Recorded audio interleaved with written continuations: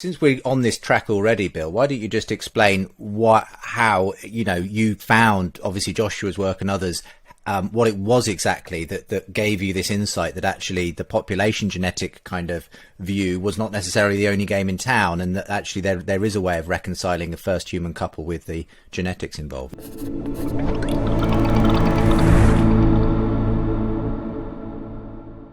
There were a series of conferences held at the Carl Henry Center at Trinity Evangelical Divinity School on creation.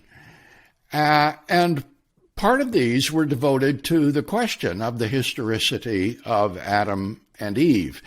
And it was at these conferences that I first got to know Josh.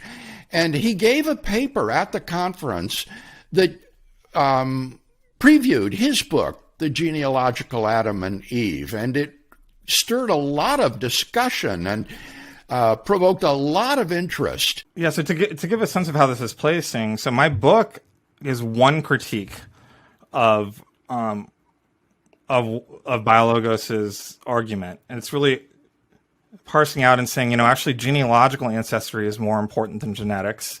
And if you do that, Adam and Eve could have been very recent. Now, Bill, his view is that maybe there were people outside the garden, but they wouldn't have had full humanness. Like the way how he sees the theology is that humanness is like really exclusive to Adam and Eve's lineage, where I'm not as convinced of that, but that's neither here nor there. So he came with a different sort of questions about a more ancient time, of about maybe 500,000 years ago to 700,000 years ago, about how large did the population of humans, like what is genetics is telling us about that. And the surprising thing is that although he was being told that population genetics tells us that the population of humans was never less than 10,000, that's just not true. Population genetics just talks about our ancestral population. It doesn't talk about